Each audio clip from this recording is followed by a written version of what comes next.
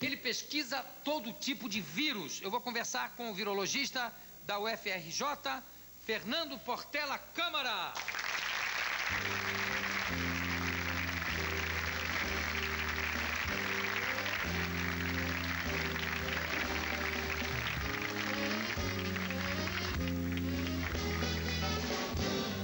Fernando, e aí, como é que tá o ebola, Fernando? Todo mundo apavorado com ebola. Eu vi no CNN agora que apareceram mais casos. Exato. Como é que tá esse negócio? O ébola, ele... É ébola ou ebola? Ébola. Ébola. Ébola é substantivo comum, ébola substantivo próprio. Uhum. É um vírus que emergiu em 1976 no Sudão Meridional e no Zaire, no norte do Zaire. E, por coincidência, com toda a mídia envolvida em filmes, livros sobre o assunto, porque realmente é um vírus extremamente letal, um patógeno de nível 4. O livro, o The Hot Zone, é um livro assustador. E tudo aquilo é verdade, não existe ficção ali. Ali é absolutamente verdade. E por uma dessas coincidências muito infelizes, o vírus reemergiu, dessa vez agora no sul do Zaire. Um paciente, o paciente 0 deste caso, é proveniente de Angola. Ele andou nas selvas de Angola, adoeceu e, da mesma forma que das outras epidemias anteriores, ele foi atendido num hospital, dessa vez agora, como eu falei, no sul do Zaire, e este paciente foi a fonte de contaminação entre médicos e enfermeiras, e que daí levaram o vírus para os seus familiares e outras pessoas, da mesma forma que aconteceu das duas vezes anteriores. Agora, a minha pergunta é o seguinte: quanto tempo ele fica incubado, esse vírus? É uma semana, 10 dias, né? Pelo que eu li no livro. E outra coisa, há um tipo dele que pode ser aeróbico, ou seja, transmitido. Sim, essa é uma questão muito discutível. Eu acredito que os vírus ébola, eles têm uma forma de transmissão através do ar, de gotículas. O indivíduo doente, infectado, ele pode transmitir tossindo, espirrando. No Sudão houve algumas evidências para isso.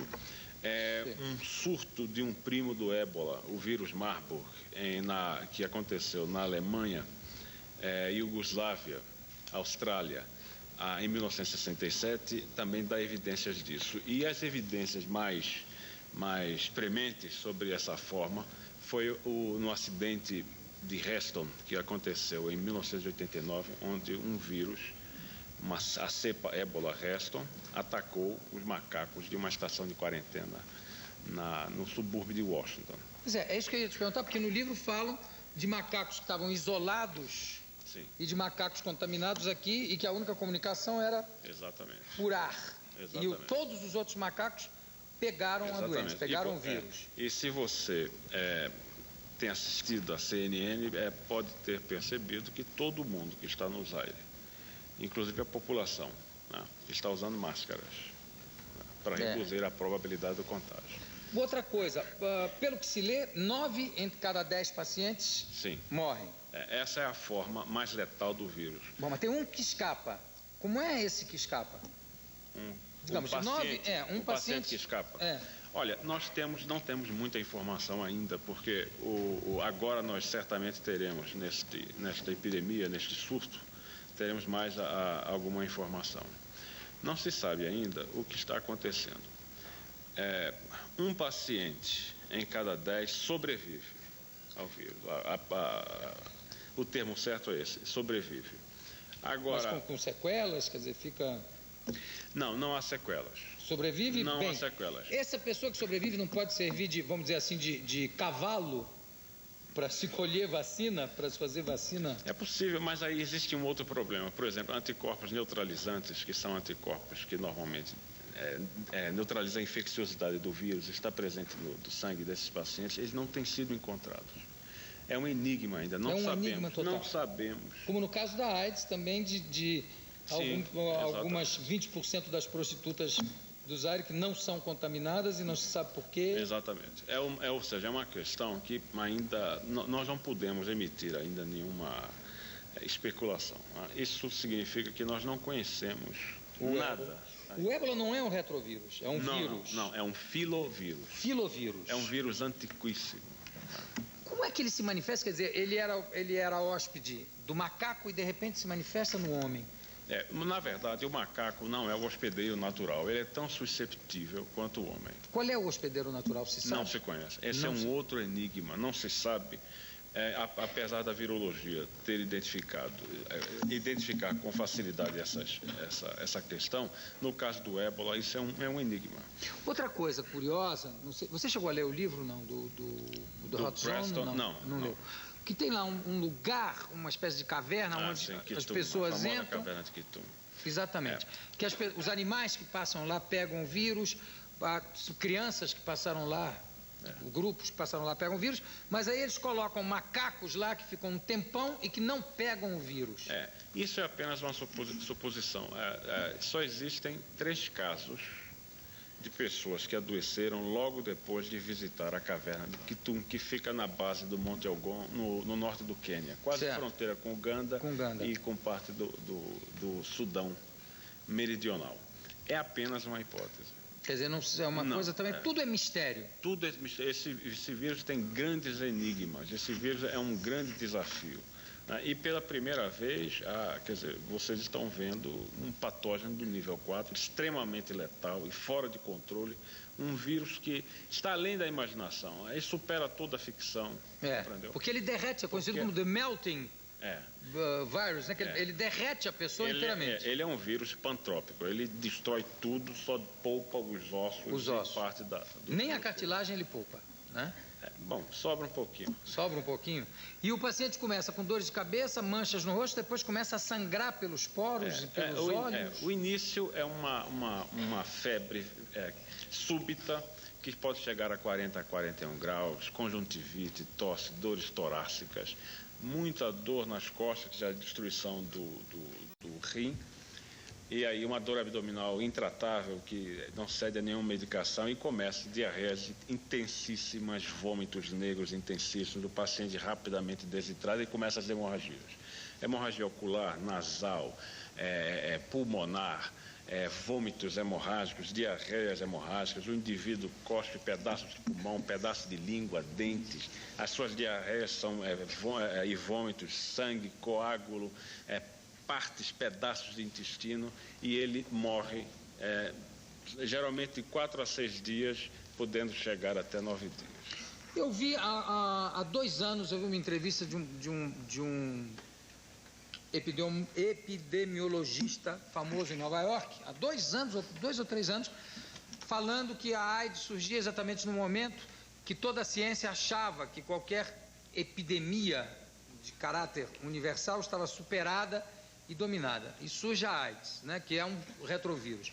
Aí, de repente, surge o ébola, né, que é um vírus, né, também com a capacidade de mutação enorme, e dizem que 100 vezes mais virulento que o HIV. O HIV, para você ter uma ideia, é um patógeno de nível 2. O ébola é um patógeno de nível 4. O nível mais... Agora, a propagação da doença é mais difícil porque ela mata muito rapidamente. Rapidamente, então é possível. E o período de incubação também é muito curto. rápido. O caso da AIDS, que emerge na mesma região da África, do ébola, a famosa rota Kinshasa até Mombasa, que é uma região de grandes assentamentos agrícolas e de pecuária, que começa final da década de 60, 70, né? A AIDS também vem daquela região, ali, nas proximidades do Lago Victoria, né? E também lá emergem outros grandes patógenos, como o vírus da febre do Vale Rift e outros, né? Então, a AIDS também vem de lá. Só que é um vírus... Tudo nessa área. Tudo nessa área. Só que é um vírus que tem uma ação mais prolongada. O vírus da AIDS, ele é insidioso, ele leva a propagação é maior, né? Porque a pessoa pode estar contaminada, pode estar transmitindo sem ter consciência. Exato. Agora, qual é a possibilidade de um vírus desse, tão fulminante, chegar no Brasil? Um vírus como o ébola? Olha, o vírus ébola, ele tem, na verdade, a probabilidade de chegar no nosso país, eu acredito ser muito baixa, se não nula. Por quê? É um vírus que se manifesta rapidamente, mata rapidamente e, consequentemente, é possível tomar medidas enérgicas para contê-lo. O vírus pode escapar da África através de rotas, que são as rotas, como já falei, aéreas. Aéreas. É uma pessoa, no período de incubação, pode pegar um avião e chegar. Pega um avião e chega no outro lado. Esse é o grande problema dessas novas viroses emergentes. Você acha que vai haver a instalação de quarentenas para rotas para aviões que venham dessa região, alguma coisa assim? Bom, isso é uma medida que é necessária, né? Quer dizer, toda medida epidemiológica numa crise mundial como esta, né, há necessidade de estabelecer quarentenas. Qualquer paciente com febre, tá, ao sul do Saara, da região sul do Saara, daquela região para baixo, isso é um alerta mundial desde 1969, que foi renovado com a epidemia ébola em 76. Todo paciente proveniente daquela região com febre, tá, esse paciente deve ficar em quarentena. Sei. Mas mesmo que não tenha febre, já que o período de incubação é de 10 dias... Pelo menos em quarentena não, mas uma dezena devia ficar. Sim, claro. Não, quarentena, na verdade, é um termo que eu sei. Agora, Fernando, por exemplo, outro dia nós estávamos discutindo aqui sobre a peste bubônica e eu dizia que a peste bubônica tem uma fase dela que é aeróbica também, não tem? Sim. A peste bubônica... eu falei isso, disse, não, acho que não, eu digo, acho que sim. Sim. A bubônica é só a fase inicial, que é o rato passando a peste para o homem e começa então a haver aqueles bubões. Depois ela vai ao pulmão e aí vem a fase da peste, chamada peste pneumônica, que é extremamente contagiosa através do ar. Que é o grande perigo. Foi o que dizimou a população da Europa, tá? Foi dizimada por este mecanismo. Por via aérea. É chamada a fase pneumônica, que é a fase mais letal da peste. Praticamente não tem cura. Bom, e todo vírus, a gente corre o risco de todo vírus entrar numa mutação aeróbica, de repente. Quer dizer, uma coisa muito remota. Dizer, esse teto pode cair aqui na cabeça da gente. Mas, de repente, pode acontecer de um vírus, como ou até um retrovírus como HIV, ele pode entrar numa fase de mutação de ser aeróbico, ou não pode? É um pouco difícil, porque esses vírus ele têm um hábito, um modo de transmissão peculiar. Ele sair de um modo de transmissão para outro modo de transmissão completamente diferente é muito mais raro. Por quê? Porque uma determinada forma de vírus ela é patogênica dentro daquele contexto, dentro daquela forma com que ela ataca o coisa. Agora, é o tal negócio. Essa sua pergunta é uma pergunta muito interessante, porque existe um outro enigma da virologia, que são um vírus que causa diarreia em crianças, que é o rotavírus, né? É um vírus que contamina as pessoas através da rota orofecal. O indivíduo ingere alimentos contaminados. Mas há uma possibilidade, e desconfia-se que esse vírus também pode ser transmitido por via aérea, Isto porque nos países de clima frio, o pico desses surtos desse vírus, desses rotavírus, se dá exatamente no inverno, que não é um período de contaminação alimentar. Enquanto aqui no nosso hemisfério, no nosso país, por exemplo, é no verão que são os surtos desse vírus que costumam acontecer. Então, em virologia, a virologia é um campo que a cada dia nos traz surpresas, né? De modo que não é tão absurdo acontecer isso. Sim, não é tão absurdo. Olha, eu acho que esse assunto aqui está muito interessante. Tem vários vírus aqui brasileiros, né, que a gente ainda tem que abordar. Eu vou pedir ao William para chamar o reloginho e a gente vai continuar conversando aqui com o Dr. Fernando Portela Câmara no segundo bloco. Pode ser, William, por favor?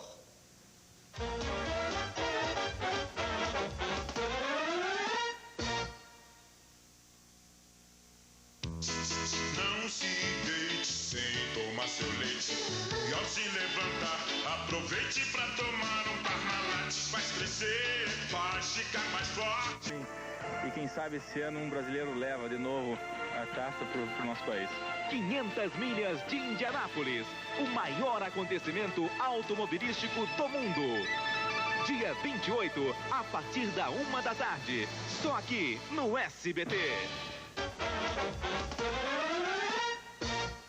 Tenho aqui ao meu lado o doutor Fernando Portela Câmara, virologista da Universidade Federal do Rio de Janeiro. Nós estamos conversando sobre vários tipos de vírus, inclusive o ébola, que está causando essa celeuma, esse pavor, esse pandemônio no mundo inteiro. Fernando, de repente situou-se toda essa gama de vírus numa faixa específica da África, né? Pega o Zaire, pega...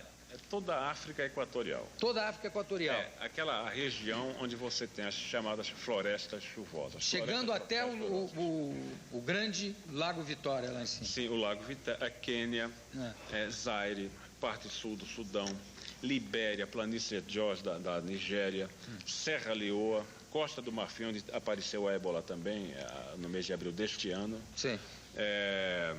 Congo. E toda aquela região situada em torno do Equador, numa faixa mais ou menos de 20 graus acima e abaixo do Equador. Esta é uma faixa que, se me permite,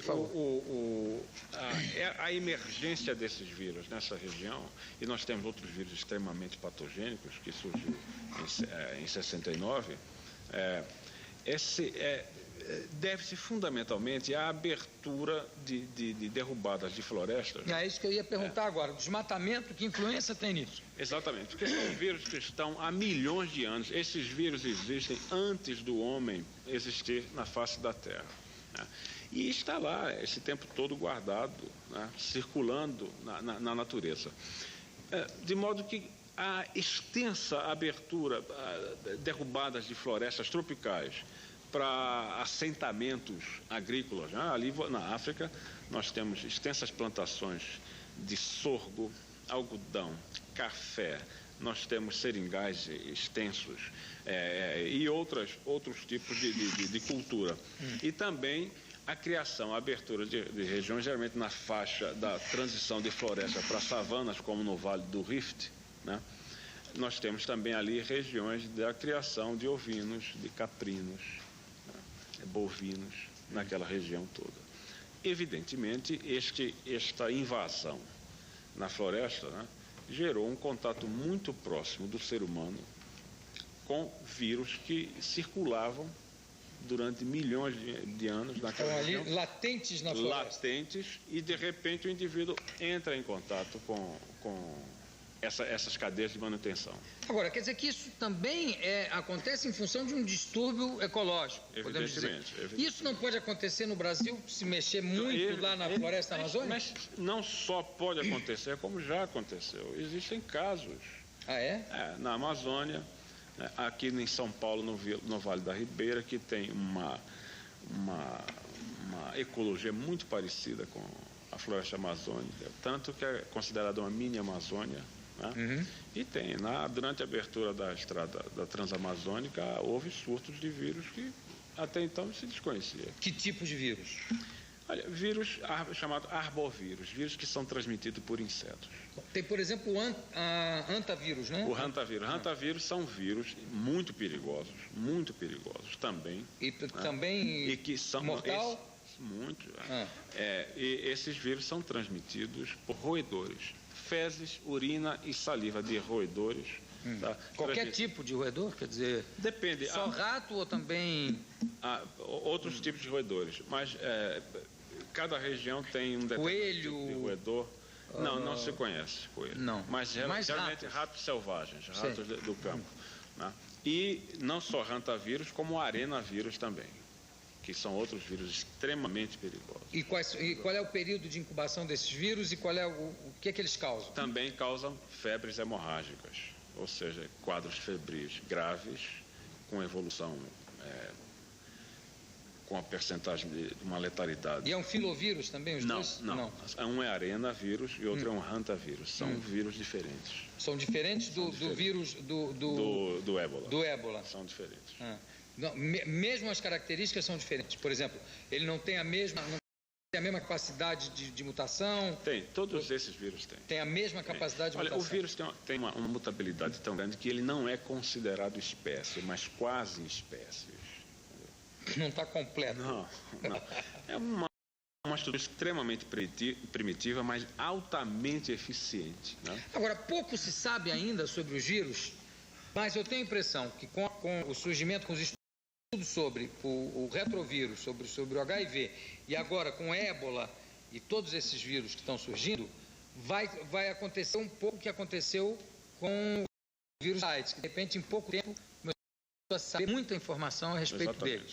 Então, daqui a pouco isso vai ser possível, através disso, se chegar à cura de algumas doenças causadas por vírus, até como a gripe, por exemplo. Esse é um grande problema. Veja bem, na verdade, nós conhecemos muita coisa desses vírus. Nós conhecemos a posição de cada molécula desses vírus, tudo mapeado, etc. Mas não sabemos como controlá-lo. Não sabemos. Não sabemos quando ele vai aparecer.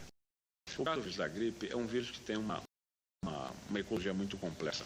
Vírus da gripe provenientes de patos ou de porcos, eles podem se misturar e aí formar um novo tipo que pode atacar o ser humano ou atacar um rebanho, e nós não sabemos onde ele vai aparecer, nem como vai aparecer dessa forma. Então, na verdade, nós não sabemos muito sobre ele, mas não sabemos, com alguns desses como controlar. Outros nós sabemos perfeitamente, com o vírus da poliomielite, o vírus da varíola, que já foi erradicado, etc. Mas esses novos vírus não. Tem uns que são erradicados e surgem uns mais violentos, né? Sim. Agora, Fernando, o vírus não é um suicida, digamos assim. Então, é normal que aconteça dele começar a ter mutações para formas mais brandas, como aconteceu, por exemplo, com o vírus da gripe? Aconteceu, mas a gripe espanhola, teve vírus assim que desmata. Essa é uma teoria romântica, que o parasita ele tende a evoluir no sentido de preservar o seu hospedeiro, mas hoje nós sabemos que isso não é assim. Não, mas quando eu falo em preservar o hospedeiro, é no sentido de preservar a própria vida, né? Porque o hospedeiro morre. Mas essa teoria, atualmente nós sabemos, e isso já foi demonstrado, inclusive experimentalmente, a questão não é por aí. A questão é que todo gene, ele é egoísta, ele quer se disseminar, não importa como. Um mecanismo de distribuição é também uma forma de amplificar na natureza este gene. Isso acontece não somente com o vírus, mas também com as espécies bem mais evoluídas. Por exemplo, um leão, quando ele luta no território e mata ou expulsa o leão que dominava aquela região, né, ele, quando a senhora daquela situação, ele destrói, mata todas as crias e cobre todas as fêmeas, disseminando nas próximas crias. Isso é um mecanismo, hoje em dia nós sabemos, esse romantismo, né, que é proveniente do século XIX, isso acabou.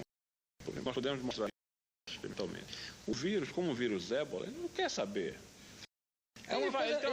Ele nasce também com essa necessidade de procriação e disseminação, né? Quer dizer, na verdade, é um instinto cego em toda a natureza, assim que existe também nós mesmos, né? Schopenhauer já dizia que nós temos a comédia e a tragédia apenas com um pretexto para se reproduzir. É a mesma coisa com os vírus, só que são muito mais eficientes que nós. Só que uma estrutura genética extremamente primitiva, um mecanismo extremamente eficiente de propagação. E esses vírus brasileiros, como dengue, sabiá, o dengue é um vírus, são vírus que estão aí, né? Que o dengue pode ser hemorrágico também. Sim, a nova epidemia de dengue que nós estamos agora no Rio é dengue hemorrágico.